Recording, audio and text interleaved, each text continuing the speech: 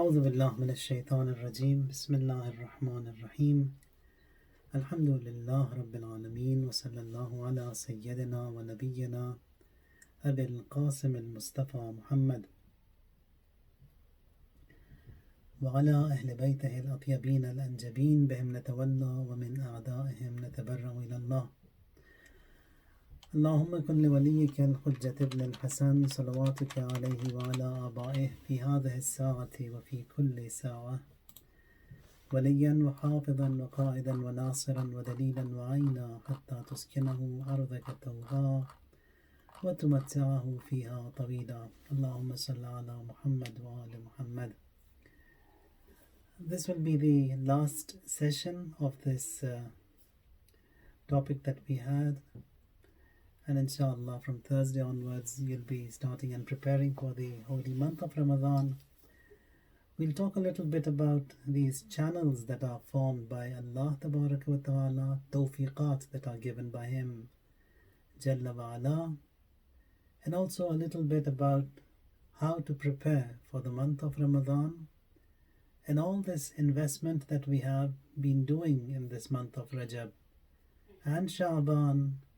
It's to perceive the month of Ramadan and in particular the night of Qadr, Laylatul Qadr. And Laylatul Qadr is the night of Imam al-Asr alayhi salatu wassalam. So all this heavy investment just to perceive a little bit of that night. And there says Laylatul Qadri khayrun min alfi shahr. It is better than 1,000 months, meaning 84 years. So if we correct ourselves, fix ourselves, and try to perceive that Laylatul Qadr, so we have jumped ahead by 84 years.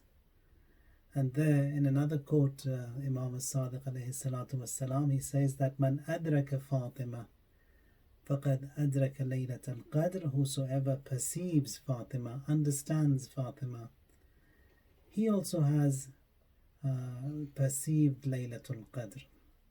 So the idea is to get to Laylatul Qadr and slowly, gradually take everything on board and to get 84 years ahead in our life, in our spiritual life. And if someone gets to that point, then he is successful both here and in the hereafter. So Laylatul Qadr, in another quote that we have with reference to the greatness of Laylatul Qadr, says تَنَزَّلُ الْمَلَائِكَةُ وَالرُّوحُ فِيهَا, that the angels and the Ruh, they descend on this Laylatul Qadr. So the angels and the Ruh, they descend. Ruh, now the translations that are generally, can you turn on the, can you mute the mics please, all of you? I don't have the access today. Mute all your mics. So, تَنَزَّلُ الْمَلَائِكَةُ وَالرُّوحُ فِيهَا, the translations that you have in the English Qur'ans, they are all wrong. They say that Malaika and Ruh, meaning Jibreel, descend on that night, when that's not right. Jibreel is also from among the angels. In a hadith from Imam al-Sadiq alayhi salatu wasalam, he says that Jibreel is also from the angels. But here when he says that Tanazzalul Malaika, that is Malaika, the angels, they they descend. War-Ruh, and also Ruh. Ruh is the spirit. So when you want to add or use a conjunction, you don't use the conjunction for the same category of things or the same group of beings. So here Tanazzalul Malaika is an entity, War-Ruh is another creation. So Allah says Malaika and the angels and Ruh, the spirit, they descend. Now where do they descend? In one of these meetings with Rasulullah sallallahu alaihi wasallam, when he was reciting the Suratul Qadr, they asked, the first and the second Khalifa, they inquired that Tanazzalul Malaikatu war-Ruhu fiha, O Prophet, all As long as you were alive, the angels they descended on your pure heart. And what will happen to these angels and where will they descend after you? Because the ayah says تنزل الملائكة والروح فيها, that the angels they will continue to descend. That is, even after the Prophet, the angels they will descend. Where will they descend, Ya Rasulullah? The Prophet says, you tell, where will they descend? They replied, we don't know, Ya Rasulullah. The Prophet he stood, Amir al-Mu'mineen was present in that majlis. He comes and he places his two hands on the shoulders of Amir al-Mu'mineen and says, after me it is the pure heart of Ali on which the angels they will descend. And after Amir al-Mu'mineen it is Imam Mujtaba, after him Abu Abdullah al-Hussein. And in this day and age these angels they descend upon the pure heart of Imam al-Asr alayhi salatu wassalam. And there it is Imam, he has to sign and certify the decree and the taqdirat, the muqaddarat of every individual, whatsoever you want, that is life and death and health and wealth and happiness and family and children, whatever you can think of, moral, material, spiritual, all of that is written on that night of Qadr, and that is certified by the Imam alayhi salatu wassalam. So we have to work on this Laylatul Qadr. And can you mute your mics, please, all of you, on Laylatul Qadr? We have to try and benefit as much as we can in this month of Ramadan. So the topic that we have a little bit, we'll talk about the situation that everyone is going through. It was mentioned, if you remember, in the first 2 or 3 sessions that after all, everything that takes place in this world, it is the consequences of affairs and actions that we have done intentionally, unintentionally. Whatever we have done, what we are facing is are the effects of some actions of whoever has done whatever. Allah Tabarak wa Ta'ala, in one of these Ahadithul Qudsiyya, Ahadithul Qudsiyya means, can Sajida Virji mute your mic, please? Ahadithul Qudsiyya, thank you, are the sisters of Quran, meaning that it is Allah Tabaraka wa Ta'ala who is the spokesman and the recipient of this message. It could be any one of the prophets. Now specifically, if it was Rasulullah, the ayat of Quran, they are the words of Allah revealed to Rasulullah. But Allah has had communications with every other prophet, and they too are the Ahadithul Qudsiyya, the words of Allah. So in a way, Ahadithul Qudsiyya, they are the sisters of Quran. In this hadith, Allah Jalla wa Ala, He says that, Abdi anta turid wa ana urid. My servant, you want and I also want. وَلَا يَكُونُ إِلَّا مَا أَنَا أُرِيد. That what I want, that will happen. فَإِن سَلَّمْتَ بِمَا أُرِيد كَفَيْتُكَ مَا تُرِيد. He says that if you submit to what I want, I will fulfill and grant and give you what you want. وَإِن لَمْ تُسَلِّمْ بِمَا أُرِيد. If you do not submit to what I want, أَتَبَعْتُكَ فِي مَا تُرِيد. I will make you tired. I will make you run, beat around the bush, such ثُمَّ لَا يَكُونُ إِلَّا مَا أُرِيد. And ultimately, that what I want, it will happen. So, whatever He wants, that happens. What we learn from this hadith is that a total submission has to be there in Allah Tabaraka wa Ta'ala. You do what you have to do, you work as hard as you can, but your heart and your soul, it has to rest upon Allah Tabaraka wa Ta'ala, that He is the ultimate and He is the decision maker. What He wants, that is what happens. If you see in the spring, in the autumn, that all these leaves that they fall from the trees, is it as such that it's just a wind that blows and the leaves they fall?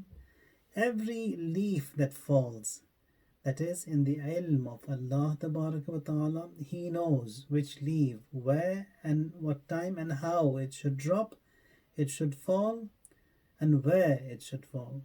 That much of a knowledge, that much of an ilm He has, and that is what we recite in the Salat Ghufayla between the Namaz Maghrib and Isha, that تسقط من ورقة إلا يعلمها.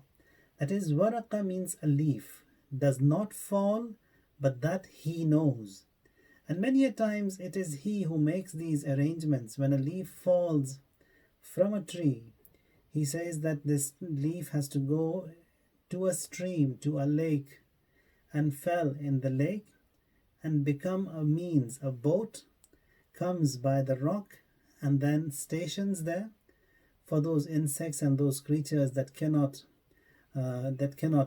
move in water, becomes a boat for those creatures, and then brings those insects to a safe place, to a dry land. Allah makes all these beautiful arrangements, that He is the creator, and no creation of His, whether it be on the surface of this earth, be deep down in the ocean, or inside a rock, He provides. In one of these Ahadithul Qudsiyah, again, Prophet Dawood, I believe, Prophet Dawood says that I saw a frog come by the lake, and a worm, an ant sits on the tongue of this frog, and he goes down the lake, and after a while returns and opens the mouth. The tongue is out, and the ant also leaves the mouth. Now, frogs, they are supposed to eat insects. Now here, Prophet Dawood, he's amazed and asks the frog, "What are you up to, and what are you doing?" Says, "I've been instructed to come and sit by this lake, by the pond, and that ant has been instructed to carry a grain, and I have to take that ant deep down to the bed of this lake. There is a rock, and in the rock there is a worm, and the food of that worm is provided via me and that ant. We too have to provide that." He says, Subhanallah. And have you ever heard anything? He says, did you hear anything what that worm says? He says, yes. I went by the rock. Whenever I go there, I see and I hear the worm supplicate that praise be to the Almighty Lord, who never forgets anyone, even deep down in the bed of this lake, and He provides to this creature living inside a rock. That is Allah wa ta'ala. Can all participants mute their mics, please? I don't have that option today to mute. All participants mute their mics, please. One of my asatid, Ayatollah Ishtihardi Rahmatullahi alayh, a very noble person, he lived for over 100 years. In one of the durus, he used to say that when he went for tabligh to one of the villages, and in the farms, he said that I saw these honeybees. Honeybees, they generally settle on these flowers and sweet places. I saw a honeybee come and take a grain of wheat and fly to over the wall. And I was amazed to see that why is this honeybees never eat grains, never eat wheat. What is he doing here? And I see that this is constantly happening, that this bee comes, takes a grain and towards the wall. I come by the wall and I see there's a blind pigeon. And this honeybee is providing the food to that blind pigeon. That is Allah wa ta'ala, who makes these arrangements in such a beautiful way. The network of rizq is such a massive network. Can Dr. Vishakha mute your mic, please? I think it's. And there is someone else. There are quite a few mics open. If you could mute them all. So this network of rizq, or the job description of Mikael alayhi salam, the angel Mikael, who provides the rizq and sustenance to everyone. If someone knew that that is sufficient, that how this one God, this belief that we have in the existence of Allah Tabaraka wa Ta'ala, He never forgets anyone, He never overlooks anyone, He provides everyone and in the best way. Du'as also that we have, sometimes we say we have so many du'as and they don't get accepted. Doesn't mean that we lose hope. He is that wise, that He knows when a dua has to be accepted. It doesn't mean that you don't pray. You pray. You pray to your maximum ability. You ask whatever you want. And in asking also, don't be bakhil, don't be tight-fisted. He gives, and He gives in a wonderful way. The wisdom over here is that sometimes du'as, they are accepted. Sometimes they are delayed. Sometimes they are granted in the next generation or in the generations to come. And if that time wasn't there, and then you had so many du'as, then Allah compensates it in the heaven. He provides you with a substitute. And hadith says that when mu'mineen will check into their chambers in the heaven, they would see a variety of gifts that are present over them. And they would say, what are these gifts? Why are they here? And who has sent them? And such beautiful and magnificent provisions would be there. They would be replied that all those du'as that you had in dunya, which did not materialize, that were not granted to you, Allah Tabarak wa Ta'ala, He has compensated all of that in this beautiful form. And there they would say that we wish none of our du'as were ever accepted whilst we were in dunya. So these arrangements, they are made by Him. Du'as also are like that. It says قَدْ جَعَلَ اللَّهُ لِكُلِّ شَيْءٍ قَدْرًا in the third ayah of Surah Al-Talaq, that Allah Tabarak wa Ta'ala, He has made for everything a qadr and a miqdar, and He has made all these arrangements. When you look back into the history of Prophet Yusuf alayhi salatu wassalam, he saved Prophet Yusuf. Now the brothers, they wanted to kill him, get rid of him. They came and they lied to the father that a wolf has eaten their brother. They came, they threw Prophet Yusuf in the well. Now all the brothers on one side, Yusuf all alone here. And when they were about to throw him in the well, Prophet Yusuf, he starts laughing. They say that, why do you laugh? Now you should be pleading and crying. Ask us, beg us not to ditch you and throw you in the water, in that well. Why do you laugh? He says that all these days I was wrong. I thought that someone who has 10 brothers, 11 brothers, he would be the safest person on earth. That these brothers will always be there to help him, to render a helping hand to him, to keep him safe, but I was always wrong. So the truth was that I should have said that there is someone, and that is the existence of Allah Tabaraka wa Ta'ala. He is the one who helps. Allahu Maulana. Allah is our Mawla. Allah is our master. That is what we have to digest and believe, that in all these difficult situations, no one can help, only it is Allah Tabaraka wa Ta'ala. قَدْ جَعَلَ اللَّهُ لِكُلِّ شَيْءٍ قَدْرًا. No channel or mean is formed on its own.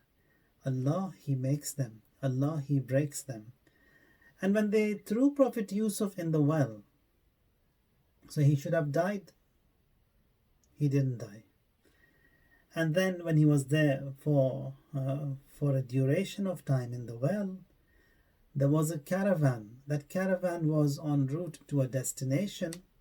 They get thirsty. They want water. There wasn't water with them. So they come in search of a well. They throw a bucket to get some water. Instead of water, they get this beautiful young lad.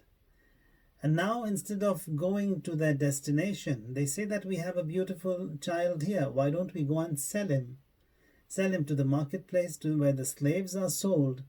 They bring him to sell to sell him at that market. And there, the king and the queen, who never come to the marketplace, now they arrive there. And here Pharaoh, and then Aziz Misr and his wife, they also, when they saw Yusuf, they said, he's beautiful. Ma hadha illa malakun kareem.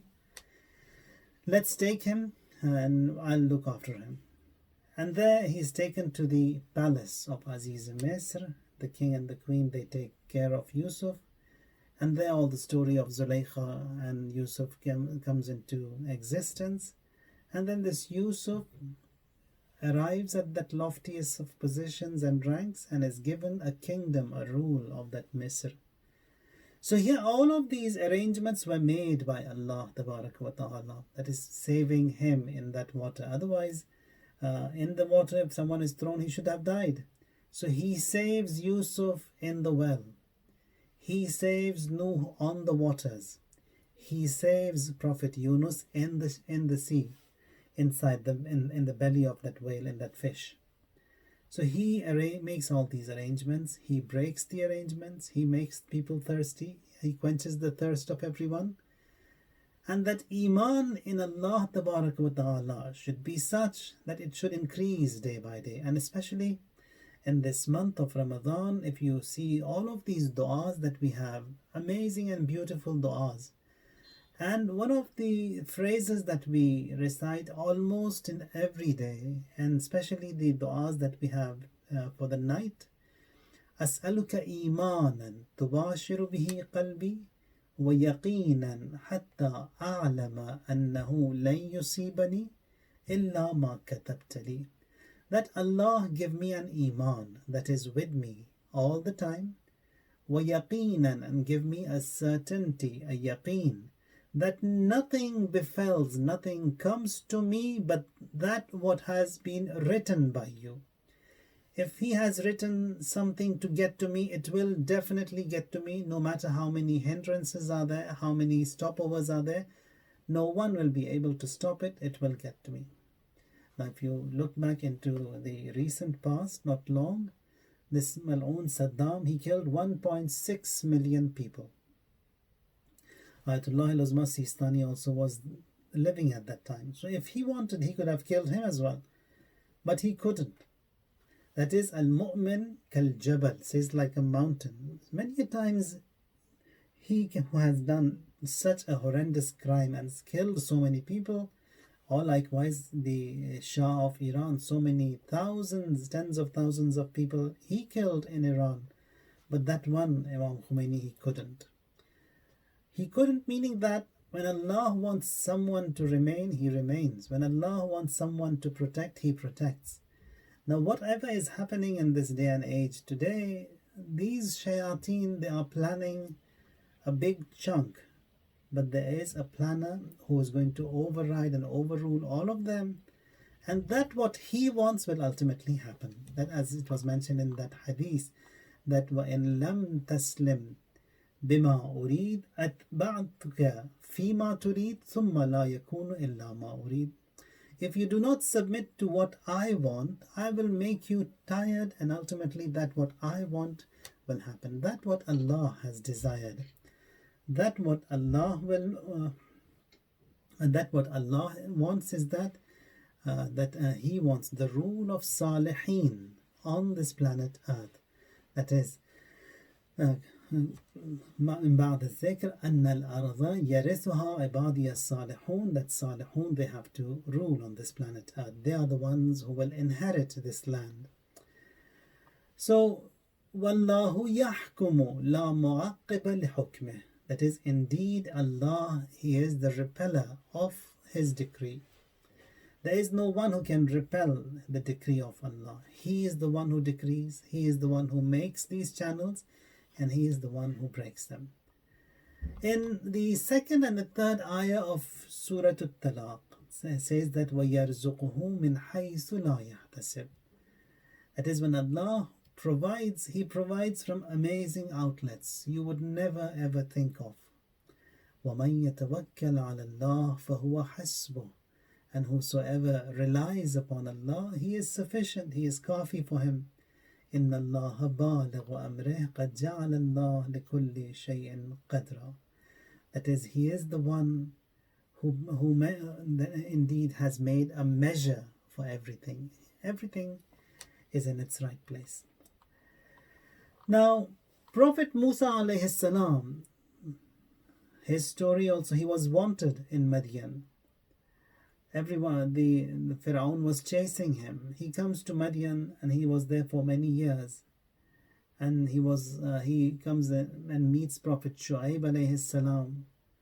The daughters of Shu'aib, they came to fetch water. Here Prophet Musa helped them. So the two sisters, they took them to the father so that the father could pay him for the hard work that he did. Now he wants to get married. He got married to one of the daughters of Shu'aib, and a mahr is required. There he says that instead of paying that mahr, I'll work for Shu'aib as a shepherd for a duration of time, which he did. And in the meantime, he was blessed with a child, and with this child and wife, he was off towards. They were traveling. It was night and it was dark, and the wife was ill. He says, just wait here, I'll go and get some firewood so that we can have some light and some heat. And then when he goes there, he hears that, Ya Musa, inni anallah rabbul alameen. Musa, I am God, the Lord of the universe, of the world. Do you want to see me? Did you not want to see me? Musa says, yes, I did want to see you. He shook. Then Allah says, throw that stick that is in your hand. He threw the stick and it changed into a snake. And then Prophet Musa, he got scared, he panicked, he shook, and he fled. Now Allah's eternal might is such that He can change whatever He wants in whatever form. That's the miracle. When He wants to do something, He does it. Now how He does it, is it possible, is it not possible, that is not our job. Just leave the tasks of Allah to Him, and that what is upon me, I do it myself. That's a miracle that took place. Now if you see Hajis, when they go and perform tawaf, may Allah tabarak wa ta'ala, and one of the du'as that we recite in the month of Ramadan a lot, Allahumma rzuqna hajja baytik.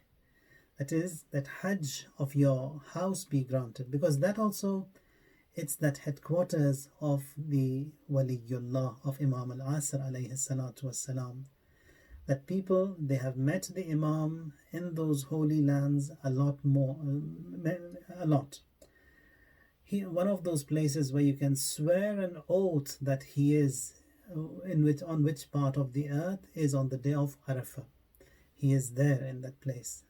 And Hajis who are there in Arafah, and when they are breathing in that same atmosphere where Imam al-Asr alayhi salatu wasalam is breathing. So that much of a Mubarak place it is. So that Hajj is also belongs to Imam al-Asr. It's the essence of Imam al-Asr, Laylatul Qadr, that we are going to perceive inshallah. That also belongs to Imam al-Asr alayhi salatu wassalam. Now when Hajis, they perform this tawaf, the start and the end of the tawaf is from Hajarul Aswad.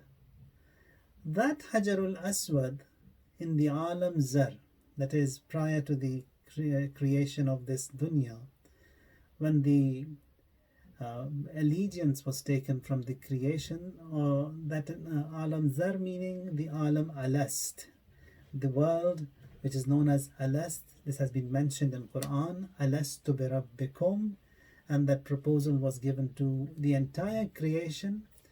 Some of them were quick and fast in accepting the wilayat of Allah, of Rasulullah, and of Amir al-Mu'mineen. The first and the foremost of them was Rasulullah, and for that reason the top notch and the first designation in the creation was given to Rasulullah. It was Amir al-Mu'mineen then. The second designation was given to Amir al-Mu'mineen. So Shias who are Shias here in this world, it isn't as such that just like mushrooms popping up after rain, Shias came into existence. No. Shias, and whatever the designation and the task they are performing in this dunya, is a test they have passed over there in the prior to stepping into this dunya. So that for that reason we have to be thankful to Allah Ta'ala that we are among the Shias of Amir al-Mu'mineen Ali alayhi salatu wassalam. So the point of the starting point of the tawaf is Hajarul Aswad, and the tawaf, the rounds also end at Hajarul Aswad. This Hajarul Aswad in the Alam Zar used to be an angel. Now this angel, Allah transformed him into a stone, and then the stone has been placed by the Kaaba, and this angel or that stone, it witnesses everyone paying a visit to the Kaaba. So it is that you could say a CCTV or whatever name you can give, a hard drive that is recording everyone who is coming and who is performing that Hajj and Tawaf, and that would be a witness on the Day of Judgment. Yeah, then these many mu'mineen, they came, they performed Tawaf. So Allah, who can change that angel into a stone, He can change that stick into a snake. And when Prophet Musa holds the snake, it would be back to that stick. It is that very Allah Ta'ala, the creator, the benefactor. He says, Musa, you hit the stick on a stone, that would change, and 12 springs would gush out. It would change into water. Again says, Musa, hit that stick onto that water, and you would see that a dry dock opens in the seas. So that is Allah Ta'ala. We don't want to go and analyze that. How is it possible? That is dry, that is wet, that is a snake, that is a stone, that is an angel, that is Hajarul Aswad. All that is upon Allah Ta'ala. That is His business. Whatever He wants, He does. So He breaks the means and channels. He makes the means and channels. And when they wanted to throw Prophet Ibrahim alayhi salam in that fire should burn. But why did it not burn? Again, it is Allah Ta'ala. He takes away the heat from that fire so that His wali and His friend, he is not hurt.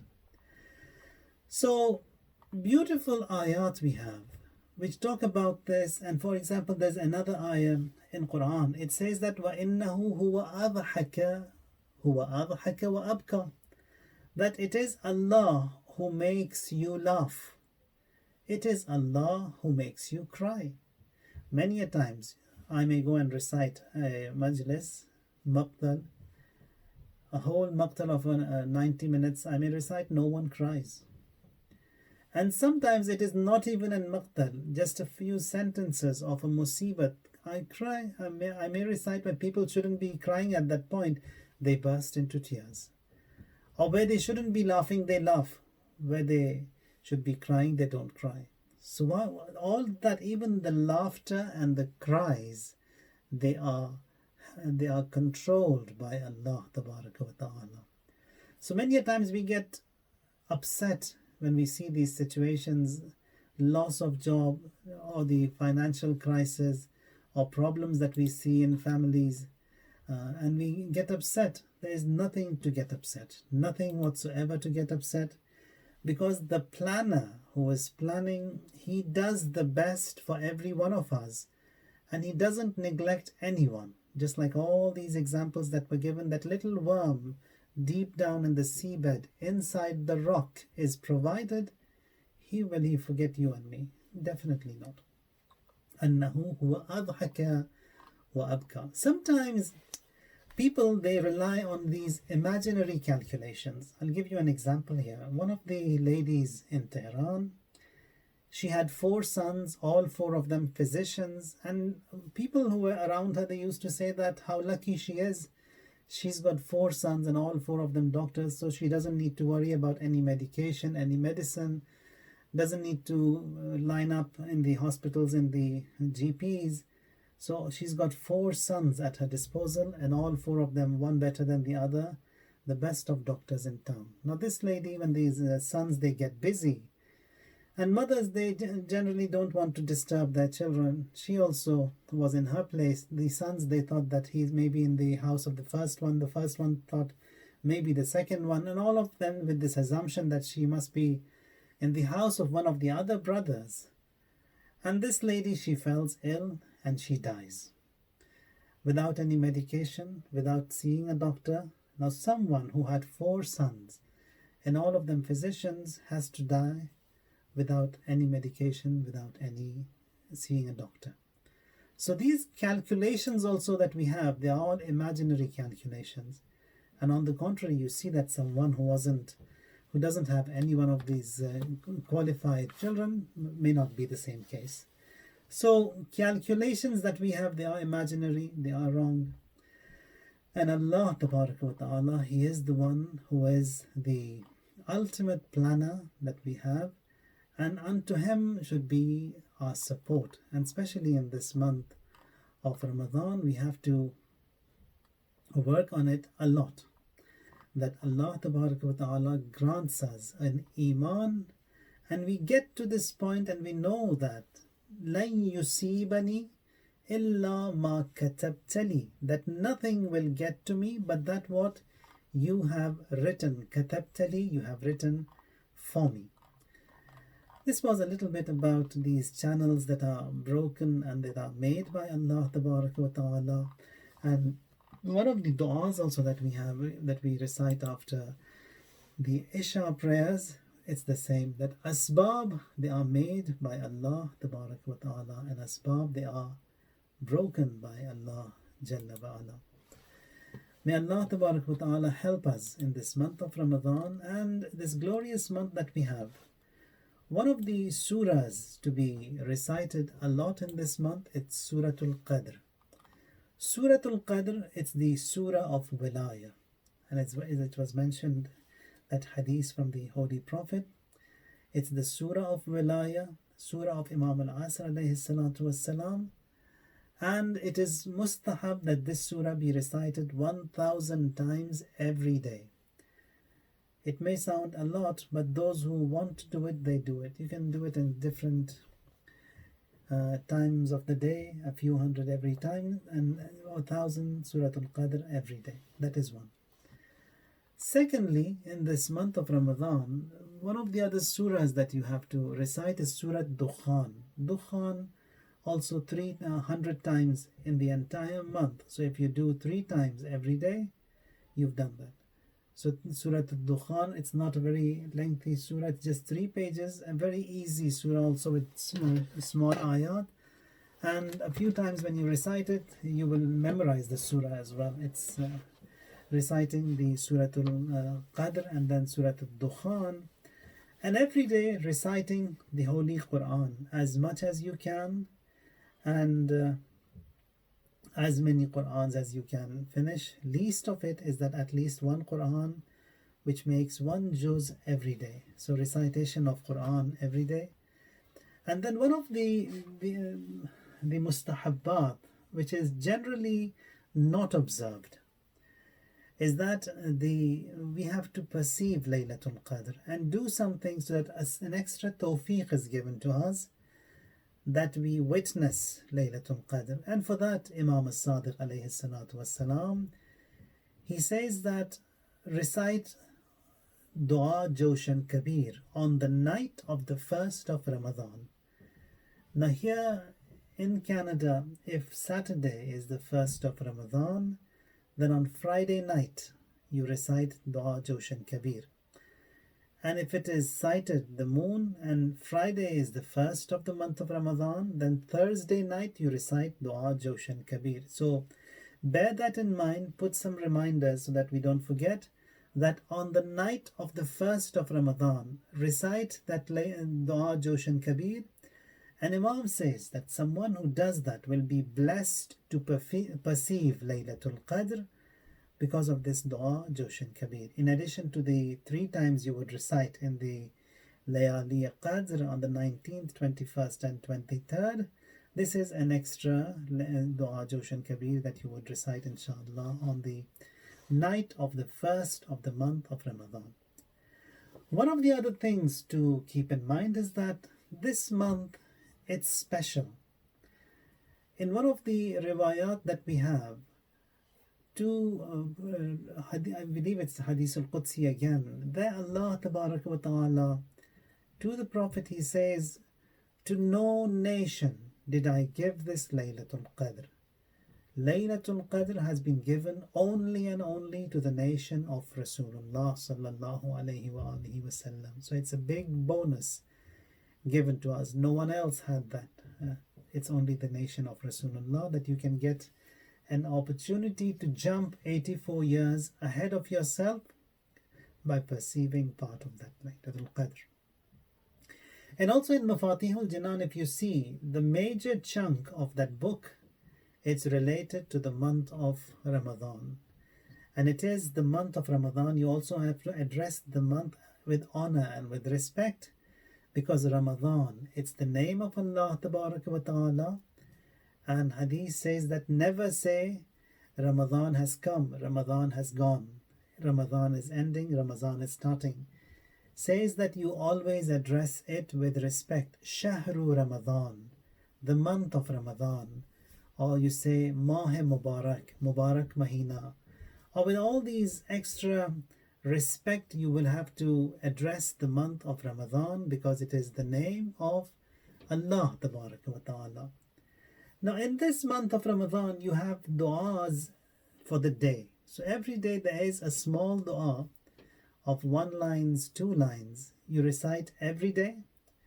And then you have du'as for the night also. For the night you've got special du'as. So throughout the day, it would be a good idea that before the month comes, you just see what we have for the month, and whatever you can plan and recite and perform and observe as much as it is possible. And may Allah make this month the best of months that we have ever observed throughout our life. So we have du'as for the day, each day. We have the tasbihat for the day as well. That there are some tasbihat you recite during the day. There are tasbihat you recite during the night. Now by day and night, day means after the sunrise and night means after Maghrib.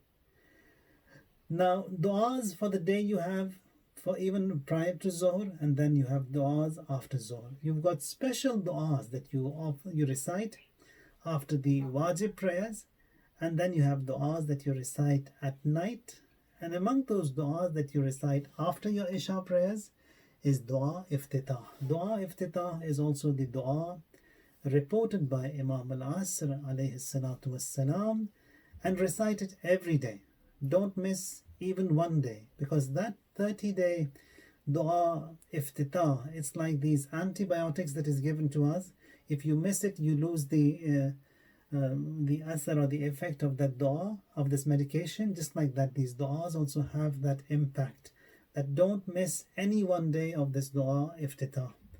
And that dua Iftitah, it's a beautiful dua which talks about the imamat of Imam al-Asr alayhi salatu wassalam in particular, and his role, what it would be inshallah when he returns soon, and what our role would be inshallah in the hukumat and the rule of Imam al-Asr alayhi salatu wassalam. And after dua Iftitah also there are some small du'as, maybe 1.5 pages, recite them as well. That is also beautiful. So these are the du'as that you recite at night. Then you've got du'as that you recite towards the midnight, and then you've got du'as that you recite after midnight, sahar, and then you've got du'as that you recite for fajr. So it's a beautiful month embedded with all these different prescriptions given by the Ma'asumeen, so that whatever is possible for you, whatever you can take on board, do it. If you can't do anything, again, Allah Tabaraka wa Ta'ala, He says that this is my month and you are my guests. I am the host. And if you don't do anything, you don't feel like doing anything, you just feel like sleeping away the entire month, He says, even for that sleep of yours, it will be worship. Every breath of yours that you inhale, that will be classified as tasbih. And every ayah of Quran that you recite in the sacred month of Ramadan, I will give you the reward of one complete recitation of one holy Quran. That is that generosity of Allah Ta'ala for this beautiful month. So we've got du'as for the day, du'as for the night, tasbihat for the day, tasbihat for the night, and then we've got prayers for every day. Now, nawafil that we recite, that we offer throughout the day, that is for Fajr, Zohar, Asr, Maghrib, and Isha, those nawafil they are there. In addition to those nawafil, there is a prayer that is for every day of the sacred month of Ramadan.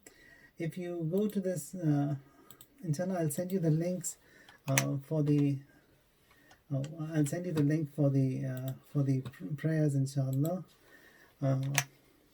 So every day it has a special prayer. So just to get an idea of what you can do, and as much as you can, try to perform them. You will be blessed with special tawfiqat for what is observed in this sacred month of Ramadan.